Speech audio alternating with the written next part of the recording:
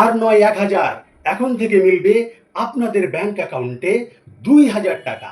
হ্যাঁ বন্ধুরা, ঠিকই শুনেছেন।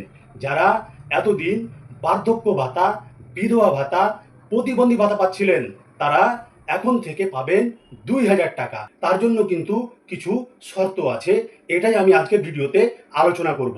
ভিডিওটা কিন্তু সম্পূর্ণ দেখবেন। যদি কেটে কেটে দেখেন তাহলে কিন্তু কিচ্ছু বুঝতে পারবেন না, আপনাদের 2000 টাকা কিন্তু ব্যাংক অ্যাকাউন্টে ঢুকবে না। তো ভিডিওটা শুরু করছি।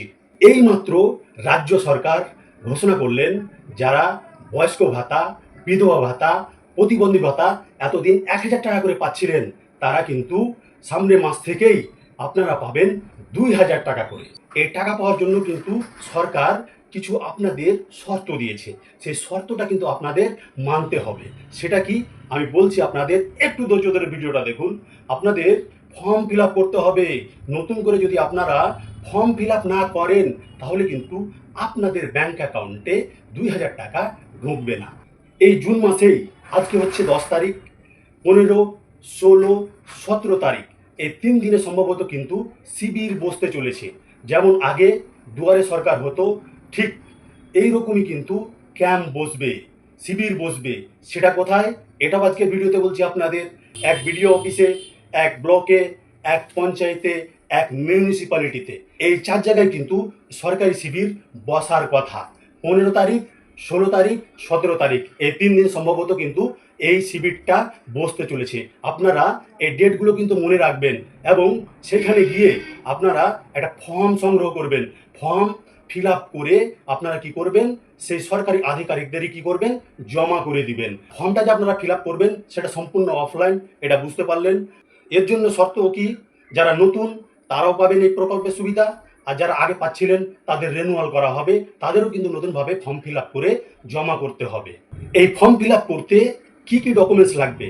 নাম্বার 1 আধার কার্ড, নাম্বার 2 ভোটার কার্ড যাদের আছে, নাম্বার 3 ব্যাংক পাসবুক। এই 3টা ডকুমেন্টস কিন্তু মাস্ট আপনাদের লাগছে। আর আপনাদের কিন্তু যারা বিশেষ করে প্রতিবন্ধী, তাদের কিন্তু হ্যান্ডিক্যাপ সার্টিফিকেটটা লাগছে। তো হলো এটি ডকুমেন্টসের কথা। আর এটা অবশ্যই আপনাদের মাথায় রাখতে হবে, আপনাকে অবশ্যই পশ্চিমবঙ্গের বাসিন্দা হতে হবে। আর এক কপি আপনাদের কি করতে হবে, ছবি ওই ফর্মের সাথে অ্যাটাচ করে দিতে হবে। তাহলে আপনারা কিন্তু খুব সহজেই এইভাবেই ফর্ম ফিল আপ করে জমা করে দিবেন। আপনাদের যদি কোনো ফর্ম ফিল আপ করতে সমস্যা হয়, তাহলে যারা সরকারি আধিকারিক থাকবেন তাদেরও আপনারা কিন্তু হেল্প নিতে পারেন। তাই আমি বলবো আপনারা 15, 16, 17 এই 3 দিনে খেয়াল রাখবেন, আপনারা অবশ্যই জানতে পারবেন। আমি সম্পূর্ণ আবার একটা ভিডিও বানাবো। আমি আপনাদের ডেটটা যখন অফিসিয়ালিভাবে ঘোষণা হবে সরকারের তরফ থেকে, তখন কিন্তু আমি আপনাদের অবশ্যই জানাবো। যার জন্য আপনারা এইরকম ভিডিও পেতে আমাকে ফলো করতে পারেন, তাহলে এইরকম নিত্য নতুন আপডেট আপনারা পেতে থাকবেন। আমার এই ভিডিওটা যদি আপনাদের একটুও ভালো লেগে থাকে, তাহলে ভিডিওটাতে একটা লাইক করে, একটা গঠনমূলক কমেন্ট করে ভিডিওটা অন্যান্য বন্ধুদের মাঝে ছড়িয়ে দিবেন, যাতে করে এই ভিডিওটা দেখার পরে সবাই এই খবরটা জেনে নিতে পারেন। তো ভিডিওটা এখান থেকে শেষ করলাম। সবাই ভালো থাকুন, সুস্থ থাকুন এবং ফেসবুক প্ল্যাটফর্মে মন দিয়ে কাজ করুন। টাটা।